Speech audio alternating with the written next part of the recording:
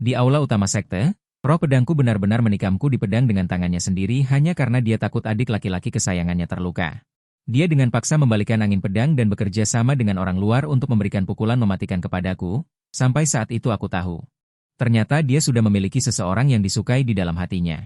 Ketika aku membuka mata, aku benar-benar kembali ke hari ketika sekte memilih pedang spiritual. Jadi aku tanpa ragu mengambil pedang patah berkarat yang dibuang adik laki-laki ke tanah, tetapi para tetua dengan cemas membujukku. Ini hanyalah sepotong besi tua, roh pedang mungkin sudah lama mati, lebih baik ganti yang lain. Dia tidak tahu, hari pedang patah di tempat ulang adalah saat 10.000 pedang di Kyushu ini. Tunduk dan mengaku kalah. Adik laki-laki mendekat seperti di kehidupan sebelumnya. Dia selangkah lebih maju dan memeluk pedang pemulihan darah di lengannya. Saudara-saudara seperguruanku membantuku dan menegurnya. Adik laki-laki, pedang pemulihan darah ini diberikan kepada kakak senior oleh Master Zelan. Apa maksudmu memeluknya dan tidak melepaskannya? Pedang spiritual dan pemiliknya hidup berdampingan dan saling mendukung. Memiliki roh pedang yang kuat adalah impian terbesar para pembudidaya pedang.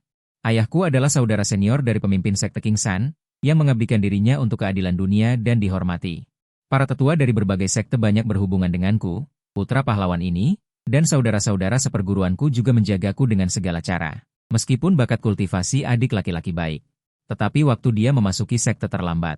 Dalam hal senioritas dan kemampuan, dia seharusnya tidak berada dalam daftar murid yang memilih pedang spiritual ini. Belum lagi pedang pemulihan darah adalah pedang nomor 1 di Kyushu. Master Zelan berusaha keras untuk menemukannya dan dengan sengaja meminta paman pemimpin sekte untuk memberikannya kepadaku di upacara pemilihan pedang. Tanpa diduga, adik laki-laki merebutnya. Paman pemimpin sekte menekan ketidakpuasannya dan berkata dengan suara berat. Kembalikan pedang pemulihan darah kepada kakak seniormu. Sekte akan menemukan pedang spiritual untuk kalian di upacara pemilihan pedang berikutnya.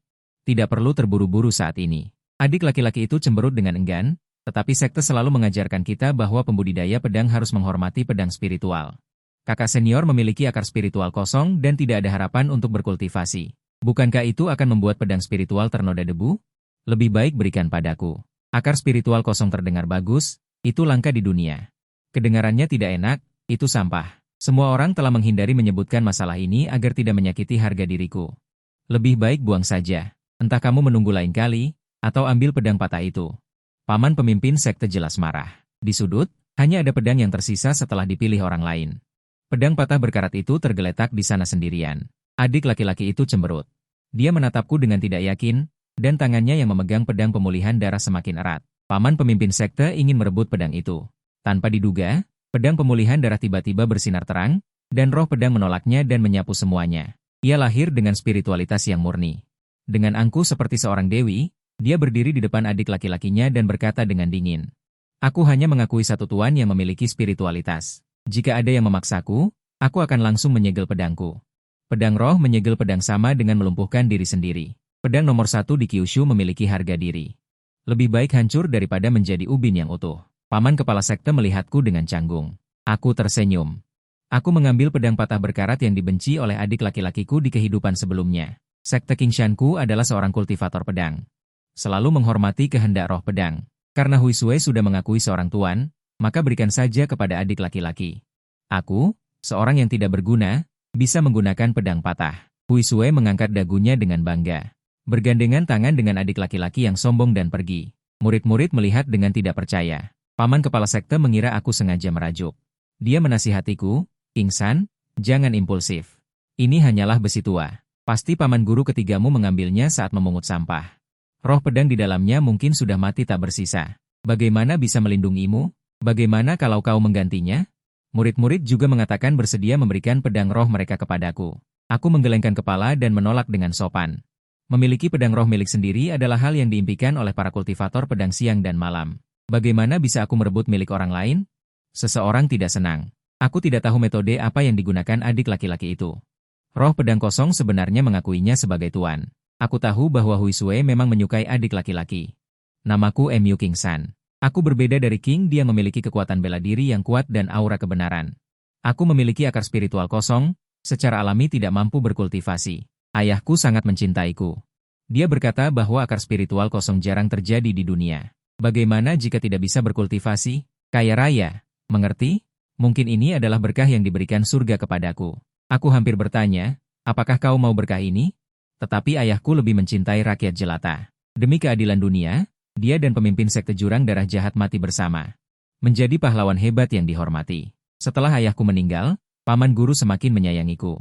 Adik laki-laki dan perempuan juga tampaknya memperlakukanku seolah-olah aku bukan kakak senior, tetapi adik laki-laki yang perlu dirawat. Aku tahu bahwa semua orang mencintaiku dengan tulus, dan juga mengasihani aku dengan tulus. Kehidupan sebelumnya juga seperti ini. Teman masa kecil ayahku, Guru Lan. Pedang roh lain sudah dipilih oleh orang lain. Pedang patah terakhir yang tidak diinginkan diberikan kepadanya. Sebagai pemilik pedang Huisue, aku berusaha sekuat tenaga untuk memperlakukan Huisue dengan baik. Kamu tidak bisa membuatnya seperti pedang spiritual lainnya, mengikuti tuannya untuk membunuh dan menjadi gagah berani. Semua pedang spiritual lainnya adalah tuan. Silakan bagikan. Pedang spiritualku adalah sesuatu yang enak. Aku harus mandi dan memelihara pedang spiritual. Itu tidak lebih mudah daripada memelihara binatang spiritual. Terutama seperti Huisue, pedang nomor 1 di Kyushu, matanya ada di atas kepalanya. Dia sama sekali tidak menyukai hal-hal yang digunakan oleh pedang spiritual biasa. Ya, itu harus harta karun dari surga dan bumi. Air mandi harus menggunakan rusa segar dari sekte Tianshan. Giok harus menggunakan pedang terkenal dari gerbang Cai. Pedang iblis harus dari perbendaharaan di Gunung Hitam. Dan semuanya sekali pakai karena dia sangat bersih. Dia berkata bahwa hanya dengan cara ini dia pantas mendapatkan perawatan sebagai pedang nomor 1 di Kyushu. Meskipun hal-hal ini sangat mahal. Tetapi orang tua mencintaiku dan memberikannya dengan cuma-cuma. Hanya saja aku tidak bisa tidak membujukku. Meskipun kultivator pedang menghormati pedang spiritual mereka, perbedaan antara tuan dan pelayan jelas, dan tidak ada pelanggaran. Pemberontakan terhadap Tiangang, aku malu untuk mengambilnya dengan cuma-cuma. Jadi aku selalu meletakkan barang-barang dan lari. Aku juga meninggalkan batu-batu spiritual itu. Ketika uangku habis, aku lari untuk menerima komisi. Karena kultivasiku terlalu rendah, aku hanya pantas menerima pekerjaan berat yang tidak ingin diterima siapapun. Pembalasannya sangat rendah, tetapi tugasnya tidak terlalu berbahaya. Menghadapi kelelahan dan kekotoranku. Huisue selalu menunjukkan ekspresi jijik, lalu mengambil barang-barang yang kubawa kembali untuknya. Ketika tidak ada orang. Aku juga diam-diam berlatih pedang 2 kali, meskipun itu hanya kerangka kosong tanpa kultivasi. Aku sangat senang. Hanya saja Huisue tidak senang sampai aku menyelesaikan komisi lagi. Dengan tubuh kotor, aku membeli 2 batu spiritual dan kembali. Aku melihat adik laki-lakiku berlatih pedang di halaman rumahku, sangat anggun. Seperti naga yang berenang, Huisue bersandar di bawah pohon dan menatapnya, dengan senyum dan kekaguman yang belum pernah kulihat sebelumnya. Pedang yang dipegang adik laki-lakiku adalah pedang Huisue. Aku enggan membawa Huisue untuk menjalankan komisi. Lagi pula, itu tidak berbahaya, hanya sedikit kotor dan lelah, sebatang kayu bakar sudah cukup. Menghadapi pertanyaanku, adik laki-lakiku merasa bersalah lagi, kakak senior.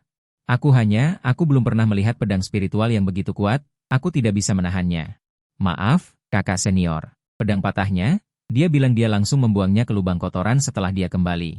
Begitu dia merasa bersalah, Huisue menjadi tidak senang dan bahkan tidak melihatku. Bukankah seharusnya kakak senior membiarkan adik laki-lakinya memainkan pedangnya? Aku tidak mengatakan apa-apa. Kenapa kamu tidak senang? Melihat adik junior yang tampan dan tampak sedih, hatiku sedikit melunak. Jadi aku tidak mempermasalahkannya. Adik junior dengan senang hati berkata untuk membalas budi padaku. Dia bersedia mengajariku pedang secara langsung. Aku ingat setiap kali aku bermain pedang, Huisue selalu memasang wajah dingin. Dia berkata dia sangat khawatir, gerakannya sama sekali tidak standar, dan aku malu merepotkan murid lainnya. Semua orang kesulitan, dan Huisue setuju. Sejak itu, adik junior mengajariku ilmu pedang dengan mahir. Dia datang ke halamanku setiap hari, hanya saja dia memegang pedang Huisue, dan aku memegang tongkat api. Ini permintaan Huisue. Gerakanmu sangat lambat, bagaimana kamu bisa memegang pedang Huisue? Tunggu sampai kamu mempelajarinya. Ilmu pedangku tidak banyak meningkat, tetapi hubungan Huisue dan adik junior semakin baik.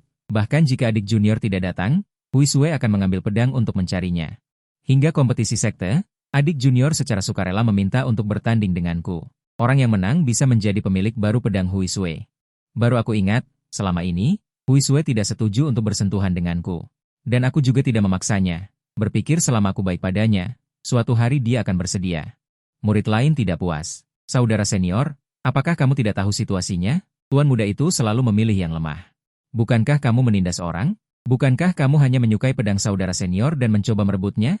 Kamu tidak tahu malu. Adik junior itu seolah tidak mendengar apapun, memegang pedang besi murid biasa di tangannya. Ekspresinya wajar. Saudara senior, aku juga tidak ingin menindasmu. Huisue sudah memahami isi hatiku. Bakatmu benar-benar tidak pantas untuknya. Kamu menyerah saja secara sukarela. Aku marah, aku merawatnya dengan hati-hati siang dan malam, bekerja keras untuknya. Uang yang aku hemat tidak tega kubelikan sepatu bot untuk diriku sendiri. Hanya karena bakatku lemah, aku harus menyerahkan barang-barangku dengan patuh? Tidak, aku berdiri di atas arena. Sudah bisa ditebak aku tidak akan menang, tetapi aku tidak ingin menyerah. Adik junior mengabaikan bujukan paman kepala sekte dan langsung menggunakan jurus mematikan. Aku sudah memprediksinya.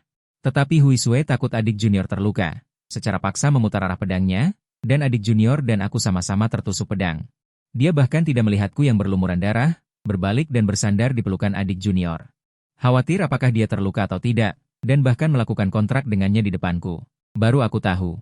Ternyata Huisue sudah menyukai Shidi kecil sejak lama. Di kehidupan ini aku berharap kalian berdua cocok. Lama dan abadi. Tengah malam, aku menatap pedang patah berkarat di atas meja. Mengeluarkan desahan ke-245. Aku ceroboh, paman guru kepala sekte benar. Ini hanyalah sepotong besi tua. Jangankan berharap ada energi pedang di dalamnya. Melihat bilah pedang yang berkarat, bahkan banyak pandai besi akan membuangnya. Tetapi kami yang mendalami ilmu pedang, benar-benar tidak tega melihat sebuah pedang jatuh begitu saja. Meskipun itu adalah pedang patah, aku mengambil embun segar, brokat awan, dan sapu tangan berharga. Huisue tidak pelit lagi. Aku sangat kaya sekarang. Setelah beberapa usahaku. Kau cukup bersih. Karat menghilang. Pedang patah itu memperlihatkan penampilan aslinya. Gagang pedang berwarna merah tua. Badan pedang berwarna merah menyala diukir dengan pola yang rumit. Bilah pedangnya sangat tajam. Saat membersihkan tadi, aku tidak sengaja menggores jariku. Sambil berpikir besok aku harus meminta resep obat dari Shushuwu untuk menghindari tetanus, aku mengamati pedang patah itu. Berbeda dengan Huisue yang memberi kesan dingin dan suci, pedang ini jahat tetapi tidak sesat. Ada juga semacam keagungan. Meskipun itu adalah pedang patah, orang bisa melihat masa lalunya. Setelah sibuk begitu lama, aku sangat mengantuk hingga tidak bisa membuka mata. Menjilat bilah pedang. Cukup bagus. Apa gunanya? Bukankah itu hanya mayat, meskipun mayat yang tampan? Andai aku tahu aku akan bertukar dengan Shidi ketiga. Setelah mengatakan itu, aku tidak bisa menahan kantuk lagi. Tertidur lelap di atas meja. Dalam tidurku, sepertinya seseorang sedang berbicara. Suaranya juga enak didengar. Tentu saja tampan. Akulah yang tercantik di langit dan bumi ini. SST, pria ini cukup kuat. Baru saja memindahkan ke tempat tidur hangat. Hari berikutnya, aku tidak sempat memikirkan apakah yang kudengar tadi malam itu hanyalah mimpi. Shidi kecil datang bersama Huisue. Tanpa batu sandungan sepertiku, mereka akan terikat kontrak tadi malam. Setelah roh pedang terikat kontrak dengan tuannya, mereka akan berbagi hidup dan mati, saling melengkapi. Oleh karena itu, banyak kultivator pedang akan menikah dengan roh pedang mereka untuk berkultivasi bersama. Ketika Shidi kecil menggandeng Huisue, dia tersenyum arogan. Shixiong, aku baru saja melihat roh pedang semua orang. Benar-benar membuka mata. Biarkan aku melihat milikmu. Ada ekspresi puas di matanya. Juga, siapa yang berani bilang roh pedang mereka bisa mengungguli pedang spiritual nomor 1 di Kyushu?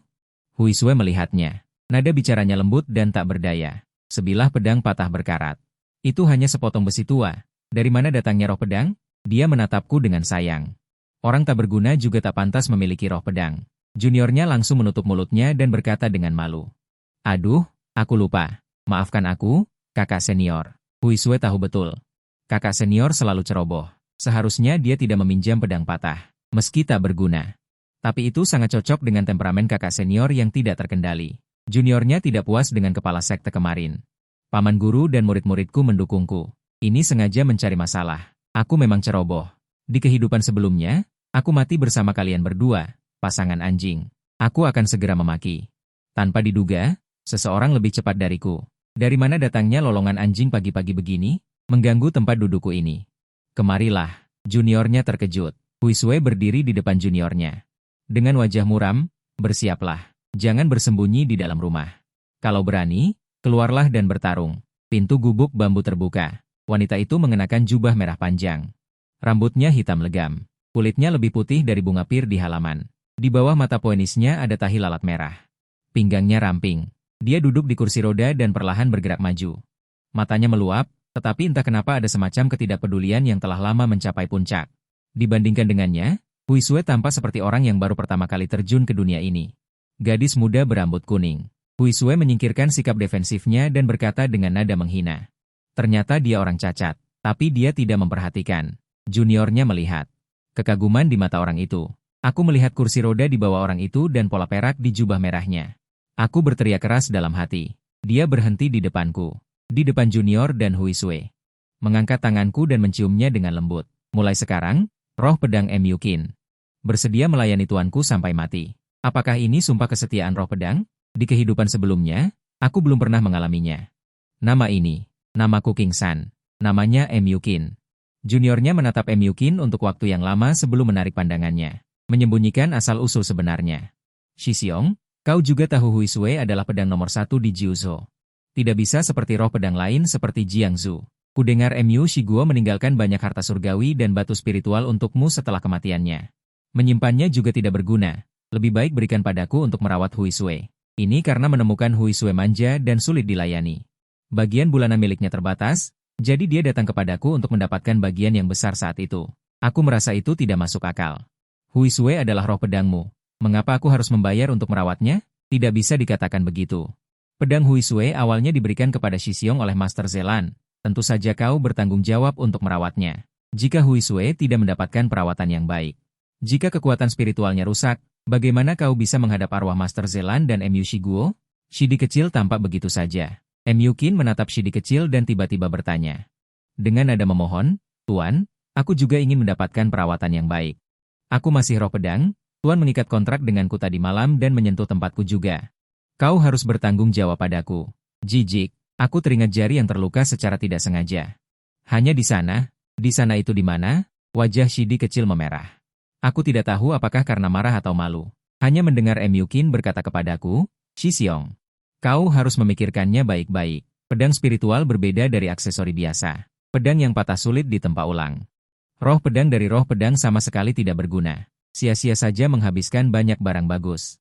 Jika kau bersedia memberikan barang-barang itu kepadaku, di masa depan aku dan Hui Sui juga bisa saling menguntungkan. Bukankah ini sangat menguntungkan? Uang untuk memelihara Hui Sui ini semua berasal dariku. Pada akhirnya hanya bisa saling menguntungkan sedikit. Benar-benar sangat menguntungkan. Bahaya terbesarku adalah kalian berdua. Aku memasang wajah dingin. MU Qin adalah roh pedangku. Bagaimanapun dia adalah urusanku. Bahkan jika dia adalah roh pedang, aku punya uang. Aku bersedia merawatnya dengan baik, tidak perlu kau khawatir. Adapun Hui Sui. Silakan Shidi kecil memikirkan cara sendiri. Shidi kecil pergi tanpa mengucapkan sepatah kata pun dan menatap tajam aku dan MU Qin. Menarik Hui Sui pergi. MU Qin mengatakan perlu dirawat dengan baik, tetapi jarang sekali meminta apapun dariku. Hanya saja dia memanfaatkan kesempatan untuk menyentuhku, entah menyentuh tangan atau mencubit otot perutku. Di malam hari dia juga meminta dipeluk. Jika aku tidak mau, matanya akan memerah. Seperti anak anjing yang ditinggalkan. Apakah Tuan membenciku karena aku adalah roh pedang? Baiklah. Kalau begitu, Tuan, batalkan saja kontraknya sekarang dan buang aku ke kuburan untuk dikubur. Ganti dengan pedang kecil yang indah dan sehat. Memalukan, aku hampir menangis, Tuan. Saudara junior benar, bagian-bagiannya sulit untuk dipulihkan. MU Qin bisa hidup sampai sekarang saja sudah merupakan keajaiban, kecuali kalau bisa menemukan separuh bagiannya yang patah. Tapi aku tidak punya masalah. MU Qin hanya tersenyum padaku dan berkata dia tidak ingat. Aku tahu ini sebagian besar bohong, mungkin itu bukan kenangan indah, dan tidak baik mengungkit luka lama. Hanya bisa berkata tanpa daya, kau saja tidak jijik padaku yang tidak berguna. Bagaimana mungkin aku jijik padamu? Lagi pula tidak ada roh pedang yang menyukaiku. MU Qin mendekatiku, lunas. Dengan senyum, aku menyukaimu, jadi Tuan harus berusaha keras. Lindungi aku baik-baik. Aku pikir dia bercanda, tapi keesokan paginya. Dia mengangkatku dan bersikeras membawaku berlatih pedang. Melatih formasi pedang Gunung Hijau yang sudah berabad-abad lamanya. Tidak ada yang berhasil melatihnya, 9 kehidupan Gunung Hijau. Aku pikir dia gila. Pendiri Sekte Gunung Hijau meninggalkan 100 jenis ilmu pedang, hanya formasi pedang Gunung Hijau yang legendaris ini, yang membuat orang tidak mengerti. Sampai sekarang tidak ada yang berhasil melatihnya. Menghadapi keraguanku, di mata malas MU Qin itu. Untuk pertama kalinya menunjukkan ketajaman, itu karena orang lain tidak pantas. Orang lain tidak pantas. Aku dan si bodoh dengan akar spiritual kosong pantas? MU Qin tiba-tiba menatapku, perlahan berkata. Pendiri Sekte Gunung Hijau adalah akar spiritual kosong. Aku tertegun. Sekte Gunung Hijau didirikan selama ratusan tahun. Pendirinya adalah seorang pemuda dengan nama yang sama denganku. Di usia muda membuka gunung dan mendirikan sekte, menciptakan 100 jenis ilmu pedang, kemudian mati bersama pendekar pedang. Bahkan pedang spiritual pun menghilang bersama tuannya di antara langit dan bumi, adalah idola ayahku. Harus dikatakan, mati bersama pendekar pedang, benar-benar merupakan tradisi yang baik dari Sekte Gunung Hijau kami. Aku hanya tahu bahwa jurus terhebat leluhur itu adalah 9 kehidupan gunung hijau, tetapi aku tidak tahu bahwa dia ternyata adalah akar spiritual kosong. Nak, jangan sedih karena kau adalah akar spiritual kosong. Segala sesuatu di dunia ini sudah diatur. Mungkin itu adalah keberuntungan yang diberikan surga kepadamu.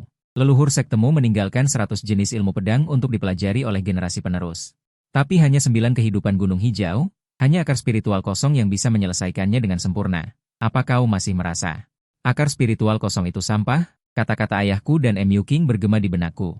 Aku mulai berlatih keras, tidak ada yang tahu lebih baik dariku betapa besarnya harapan itu. Ternyata aku juga bisa bukan orang yang tidak berguna. Ternyata aku juga bisa menjadi seorang kultivator heroik yang pantas. MU King tidak membohongiku. Di bawah bimbingannya, aku dengan cepat menguasai 6 dunia. Aku bertanya bagaimana dia tahu bahwa leluhurku adalah akar spiritual kosong, bahkan ayahku yang sudah mati. Dan beberapa paman serta senior tidak tahu. Dia dengan bangga mengatakan bahwa dia tahu segalanya. Dia juga ingin aku memberikan semua pengetahuanku. Dia tidak pernah mengeluh bahwa gerakanku tidak cukup standar.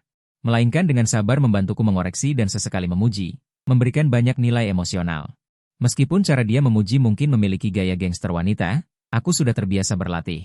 Paman kepala sekte dan sesama murid juga merasa senang untukku, kecuali junior kecilku.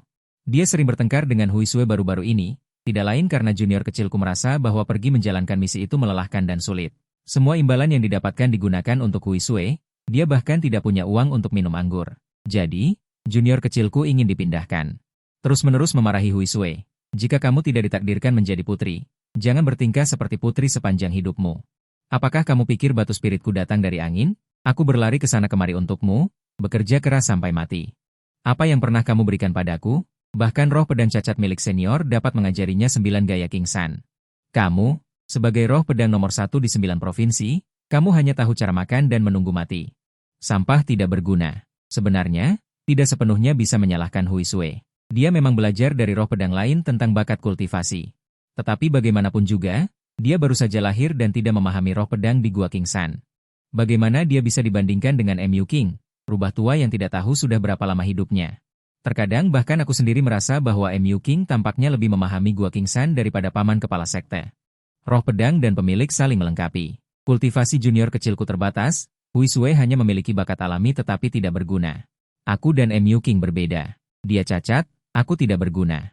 Sederhananya, bahkan jika aku hanya memainkan pedang beberapa kali, itu bisa disebut luar biasa.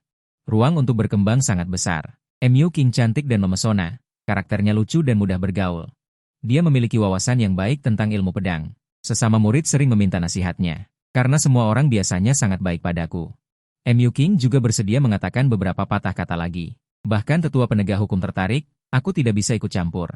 Terpaksa turun gunung dengan beberapa junior, di perjalanan tiba-tiba jantungku sakit tak tertahankan. Aku tiba-tiba berlutut di tanah, para junior panik dan buru-buru bertanya di mana aku merasa tidak enak. Aku mendongak ke sekte di puncak gunung, MU King dalam masalah. Ketika aku membawa orang mendobrak pintu tungku pembakaran pedang. Bila pedang MU King dibuang ke dalam tungku, rohnya berbaring di tanah, sangat lemah hingga hampir transparan. Wajahnya lebih pucat dari biasanya. Rekan-rekan sekte berkata, junior berdandan seperti burung merak jantan. Berlari ke halaman saya, ingin meminta nasihat MU King tentang ilmu pedang, dan bahkan menyentuhnya. Akibatnya, dia didorong pergi oleh MU King dan berkata, maaf, aku punya mata. Paling benci kesombongan burung merak jantan memamerkan bulunya. Adapun meminta nasihat. Kamu bawa roh pedangmu untuk meminta maaf kepada MU King San atas kata-kata yang kamu ucapkan hari itu. Setelah mendapatkan maafnya, aku bisa mempertimbangkan. Junior menjadi malu dan marah. Diam-diam, saat semua orang tidak ada, dia menipu MU King dan mengatakan bahwa aku terluka bakar saat membantu di tungku pembakaran pedang. MU King bergegas menuju tungku pembakaran pedang, sama sekali tidak memperhatikan bahwa Junior diam-diam mengambil bilah pedangnya. Ketika dia menyadarinya, pedang itu sudah dilempar ke dalam tungku oleh Junior. Aku tahu. MU King tidak pernah terlihat sehat seperti kelihatannya. Bila pedangnya adalah pedang patah, rohnya sebenarnya sangat lemah. Dibakar oleh tungku pembakaran pedang khusus sama dengan merenggut nyawanya. Aku menendang Junior yang panik. Mengabaikan rasa sakit yang menusuk tulang, aku merebut pedang itu. Aku tidak peduli dengan lepuhan di seluruh tanganku. Untungnya, pedang itu baru saja dilempar, MU King tampak sangat kesakitan, tetapi dia tidak akan mati. Dia punya suasana hati untuk bercanda denganku, Tuan telah menyelamatkan hidupku lagi. Bagaimana aku harus membalasnya? Bagaimana kalau menikahiku? Dia bercanda. Tetapi matanya menatap tanganku dengan penuh kasih. Aku berkata, baik, dan menyerahkan roh MU King kepada rekan-rekan sekte untuk dirawat. Aku menebas ke arah Junior terlebih dahulu. Ilmu pedang yang telah kulatih keras selama berhari-hari kini berperan. Junior tidak membawa pedang roh.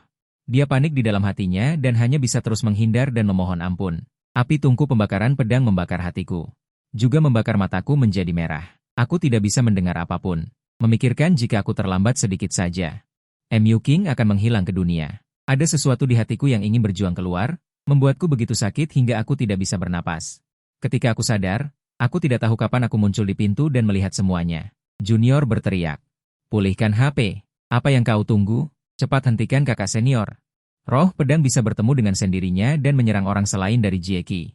Tapi pulihkan HP tidak bergerak. Dia menatap adik Junior dengan tatapan rumit, lalu melihat MU King yang terbaring di samping. Terakhir, dia menatapku yang sudah gila. Pedang spiritual memiliki kebanggaan tersendiri. Meskipun dia menginginkan aura darah, dia juga tahu benar dan salah. Dia mulai meragukan apakah pilihan yang baru saja dia buat sudah benar. Pada akhirnya, aku tenang setelah dibujuk oleh rekan-rekan sekte. Hanya saja ujung pedang terus menunjuk ke adik Junior. Sebulan kemudian, akan ada kompetisi besar di sekte. Aku ingin bertanding denganmu. Berani atau tidak kau bertanding denganku mempertaruhkan hidup dan mati? Adik Junior sedikit ragu setelah mendengar ini, tapi dia melirik MU King dan menunjukkan keserakahan di matanya. Aku langsung setuju. Baiklah, aku akan bertanding denganmu, tapi orang yang menang akan menjadi pemilik baru MU King. Ekspresi pulihkan HP berubah drastis. Meskipun MU King cacat, pemahamannya tentang ilmu pedang jauh lebih tinggi daripada tingkat guru besar. Dengan bimbingannya, ditambah dengan pedang pulihkan HP, sungguh perhitungan yang bagus. Aku melihat ke arah MU King. Aku harus meminta pendapatnya tentang hal ini. Dia tersenyum dan hanya mengatakan 3 kata kepadaku. Bertanding dengannya. Adik Junior pergi dengan puas. Sebelum pergi dia menampar pulihkan HP dengan keras dan memarahi. Dasar sampah yang tidak tahu cara melindungi tuanmu, hanya tahu cara membuang-buang uangku. Cepat kembali berlatih. Jika kau tidak bisa menang, aku akan melemparkanmu ke dalam kuali pemurnian pedang. Pulihkan HP mengikuti di belakangnya dengan ekspresi kecewa. Dalam konvensi pemilihan pedang, penampilan pedang nomor 1 di 9 provinsi sangat bersemangat. Adik Junior setuju dengan begitu mudah. Tentu saja dia punya keyakinan. Keyakinannya berasal dari fakta bahwa aku berlatih ilmu pedang dengan keras selama 10 hari. Qingshan 9 kehidupan hanya berhasil berlatih 6 kehidupan.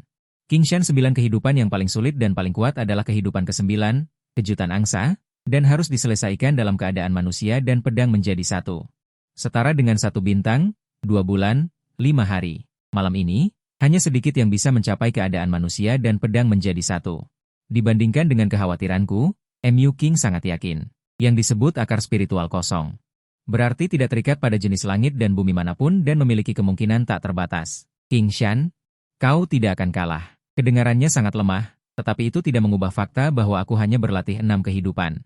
Jadi aku berlatih dengan sempurna dan berusaha keras, hampir siang dan malam tanpa henti. Adik Junior juga tidak menganggur. Rekan-rekan sekte mengatakan bahwa selain menanyakan tentang kemajuan ilmu pedangku setiap hari, dia sering pergi pagi pulang malam, tidak tahu apa yang dia sibukkan. Hanya saja, sejak kejadian Fen Jianlui, semua orang sudah lama tidak melihat Hui Sui. Saat Shidi kecil keluar, dia juga tidak terlihat memasangkan pedang Hui Sui. Tak lama kemudian, kompetisi sekte dimajukan. Dan pada akhirnya, karena kemampuanku yang kurang, aku hanya berlatih sampai lapisan ke-8.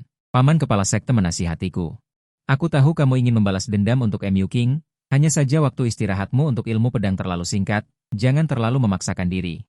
Jika Lin Jingyu terlalu berlebihan, aku akan menghentikannya. Tapi surat perjanjian hidup dan mati sudah ditandatangani. Disaksikan oleh jalan surga. Bahkan kepala sekte pun tidak berhak ikut campur.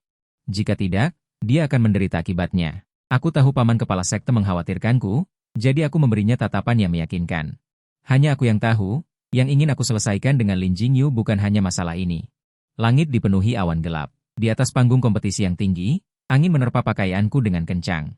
Roh MU King diberikan pada pedang patah. Rekan-rekan sekte menasihatiku untuk mengganti pedang lain yang berkualitas lebih baik. Aku menggelengkan kepala menolak. MU King lah yang mengajariku untuk bangkit dari jurang yang disebut sampah. Dia tidak pernah meremehkanku. Aku juga tidak akan meremehkannya. Qingshan, aku di sini, jangan takut. Suara MU King terdengar dari pedang patah di tanganku. Aku tersenyum. Ada kamu, aku tidak takut. Sampai Shidi kecil memanggil pedang Hui Sui. Aku baru tahu apa yang telah dia lakukan selama ini. Pada bilah pedang yang dulunya putih bersih, sekarang dipenuhi dengan garis-garis merah darah. Memancarkan aura jahat yang membubung ke langit. Wajah Hui Sui dipenuhi dengan perban ungu tua. Matanya merah menyala. Tatapannya dingin, seolah kehilangan kesadaran diri. Hanya saja, pada pakaian yang dulunya putih bersih, penuh dengan noda darah biru tua, bahkan di sudut mulutnya pun ada. Itu adalah darah roh pedang. Hui Sui dikendalikan secara paksa, menelan roh pedang lain untuk meningkatkan kultivasinya. Rohnya sudah hancur. Mu King mengingatkanku. Aku menatap Shidi kecil dengan tidak percaya. Kamu gila? Beraninya kamu memaksa roh pedangmu sendiri untuk menghancurkan rohnya. Shidi kecil tertawa acuh tak acuh. Selama aku bisa menjadi kuat, menghancurkan rohnya, jadi apa? Bukankah itu karena dia terlalu tidak berguna? Akulah tuannya yang membuatnya lebih kuat. Dia seharusnya berterima kasih padaku sampai berlinang air mata. Aku tidak mengerti. Hanya untuk memenangkan aku. Kamu sampai menggunakan segala cara? Dia tiba-tiba mendongak dan tertawa terbahak-bahak. Mu King San. Kau terlalu percaya diri. Awan semakin tebal di sekitar King Shan. Bercampur dengan kilat dan guntur. Semua orang dari sekte berdiri tegak dan berpencar. Banyak sekali anggota sekte Sui Yuan yang berdatangan. Aku melihat paman generasi ketiga yang kehilangan vitalitas dan murid penjaga gerbang.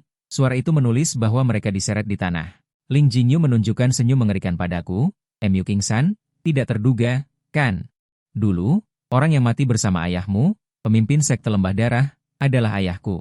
Aku selalu tidak mengerti. Aku tidak memotong jalan kekayaan Ling Jingyu, juga tidak membunuh ayah tuanya. Mengapa dia menargetkanku di mana-mana, bahkan lebih dari musuh di kehidupan sebelumnya? Sekarang aku tahu. Aku tidak membunuh ayah tuanya. Ayahku yang membunuhnya. Ayahnya adalah pemimpin sekte sesat. Membawa anak buahnya untuk berlatih ilmu sesat, membunuh kultivator lain, dan menyerap kultivasi mereka untuk memperkuat diri sendiri.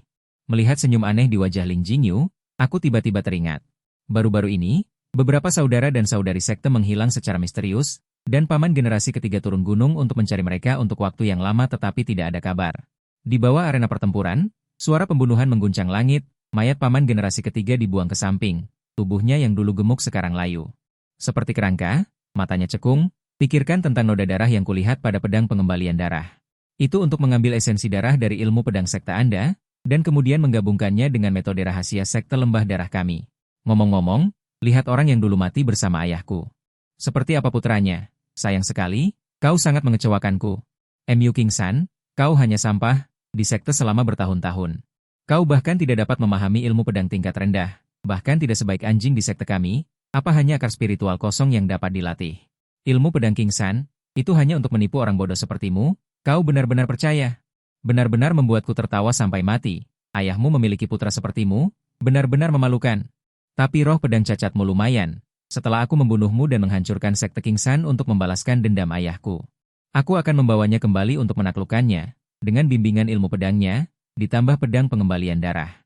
Aku, Ling Jingyu, adalah nomor 1 di Kyushu. Ngomong-ngomong, aku beritahu kau, paman generasi ketigamu dibunuh olehku. Saudara dan saudari sekte Anda juga dibunuh olehku.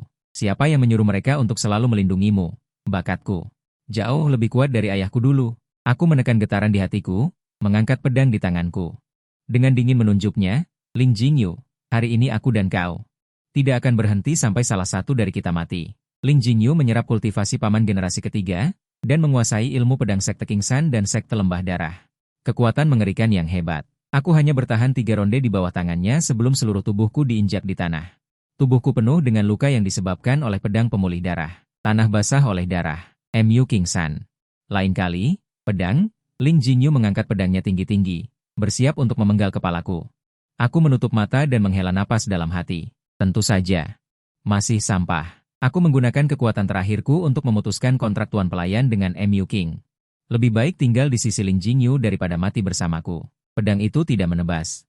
Paman kepala sekte datang. Sambil berusaha keras menahan pedang Ling Jingyu, dia menoleh dan berteriak padaku. King San, cepat bangun dan kabur. Hiduplah dengan baik. Luka di lengan dan kaki paman kepala sekte semakin banyak. Gerakannya semakin lambat. Namun, dia tidak lupa untuk sering menoleh, melihat dengan cemas dan penuh perhatian. Air mata mengaburkan penglihatanku. Tapi paman, aku sudah tidak bisa bangun lagi. Sebuah desahan terdengar di telingaku. Seseorang membantuku berdiri. Itu Mu King. Dia dengan lembut menyeka air mata di wajahku. Bertanya, apa yang kamu inginkan? Aku ingin paman-paman hidup. Aku ingin saudara-saudara seperguruanku hidup. Aku ingin Ling Jingyu mati. Aku memohon pada mereka. Tapi aku tidak tahu pada siapa aku memohon. Melihat Mu King keluar, Ling Jingyu menusuk perut paman kepala sekte dengan pedang. Dengan bersemangat berkata, "Cantik, sekarang dia bukan tuanmu lagi. Bunuh dia dan datanglah ke sisiku. Aku akan menemukan cara untuk membantumu menempa kembali tubuh pedangmu." Mu King menoleh. "Aku membunuhnya. Bisakah kau melepaskan King San?" Semua orang tertegun. Ling Jingyu ragu sejenak. Keinginan di hatinya untuk Mu King membuatnya akhirnya berkompromi. "Setuju. Aku melihat Mu King memegang pedangnya sendiri, hanya setengah yang tersisa. Namun, ujung pedang yang tajam itu menempel di dadaku." Ling Jingyu berhenti. Ling Jingyu tertawa puas. "Mu King San, jangan kira aku tidak bisa melihatnya. Kau menyukainya. Aku hanya ingin kau tahu bahwa selama kau menyukainya, aku, Ling Jingyu, akan merebutnya. Kau harus merasakan bagaimana rasanya dibunuh oleh orang yang kau cintai." Mu King masih terpaku apa? Cepat bertindak. Dia mendesak dengan tidak sabar. Mu King tidak menghiraukannya, hanya bertanya pada Mu King San. "Salahku? Aku tidak pernah menyangka. Pada akhirnya aku tetap harus mati. Di tangan wanita yang kucintai, tidak ada pedang patah yang tidak ingin ditempa ulang, dan tidak ada roh pedang yang menyukai tuannya. Adalah sampah yang lemah dan tidak berguna. Dia sudah memberiku cukup banyak, apalagi aku sendiri yang memintanya untuk melakukan ini. Jadi, tidak salah. Dengan mengorbankan nyawaku sendiri, melindungi saudara-saudara sekteku, apa salahnya? Sudah waktunya aku melakukan sesuatu untuk mereka." Aku menahan kesedihan di hatiku, dan tersenyum tipis. "Terima kasih, tolong pastikan dia memenuhi janjinya. Kalau tidak aku tidak akan melepaskannya bahkan setelah menjadi hantu." Mu King mengangguk, mengerti. Pedang di tangannya tanpa ragu. Menusuk dadaku, rasa sakit menyerang, aku mendengarnya berkata, "Sebenarnya, namaku bukan Mu King." Di depan mataku ada senyum puas Ling Qingyu. Dan wajah pucat paman kepala sekte, di telingaku ada raungan sesama murid, dan kutukan terhadap Mu King. Perlahan, semua gambar dan suara menjauh dariku. Aku seperti jatuh ke dalam ilusi, aku melihat seorang pria dengan wajah yang mirip denganku. Wajahnya pucat, darah terus mengalir dari mulutnya, masing-masing tangannya menggenggam sepotong pedang patah. "Tianyi, aku lahir di King San, tumbuh di King San. Sekarang aku akan kembali ke King San. Aku telah memutuskan kontrak. Kau adalah senjata suci. Sayang sekali jika kau ikut terkubur bersamaku. Meskipun pedangnya patah, tapi aku menggunakan kultivasi terakhirku. Untuk melindungi roh pedangmu, kau akan tertidur." Setelah mengatakan itu, dia meletakkan potongan pedang dengan gagangnya dengan lembut di tanah. "Aku akan kembali untuk menempa ulang pedangmu." Pedang patah itu tidak menginginkanku. Dia berhenti dengan hati-hati di depan jantungku, dengan lembut membuat luka. Esensi darah di jantung langsung mengalir keluar, rasa sakit yang hebat hampir membuatku pingsan. Rune darah itu naik ke udara. Badan pedang berubah menjadi setengah sumber pedang. Pedang patah di tanah seolah mendapat petunjuk, bukan dengan mata pedang itu. Perlahan menyatu, cahaya merah menyilaukan terpancar dari badan pedang, seolah suara kuno bergema. Setelah cahaya menghilang, semua orang melihat dua kata muncul di gagang pedang.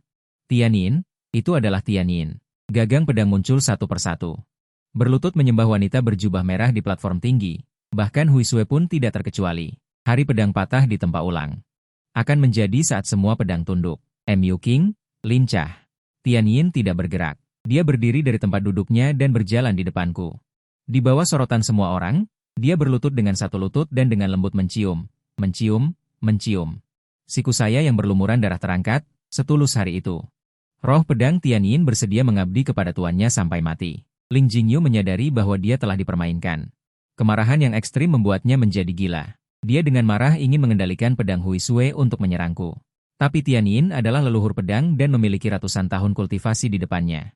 Bahkan pedang nomor 1 di Kyushu pun akan merasa malu. Tianyin hanya meliriknya dengan ringan, dan dia tidak berani bergerak. Ling Jingyu dengan marah memarahinya karena tidak berguna, lalu membaca beberapa mantra dalam hati. Huisue berubah menjadi seberkas cahaya putih. Menyatu ke dalam tubuhnya. Aku tiba-tiba membuka mata lebar-lebar. Dia benar-benar bisa bersatu dengan pedang. Tianyin mencibir dengan ringan, mencibir dan memaksakannya. Pasti akan mendapat serangan balik. Aku menatapnya dengan bingung. Tianyin tiba-tiba memeluk pinggangku. Tersenyum penuh arti. "Tahukah kamu, esensi dari persatuan manusia dan pedang adalah apa? Adalah membutuhkan kultivator pedang dengan kultivasi yang mendalam." Aku bertanya, "Tidak. Adalah kepercayaan 100% dari roh pedang dan pemiliknya. Komunikasi pikiran yang tulus yang sebenarnya dapat membuatku memiliki dirimu. Aku memiliki dirimu."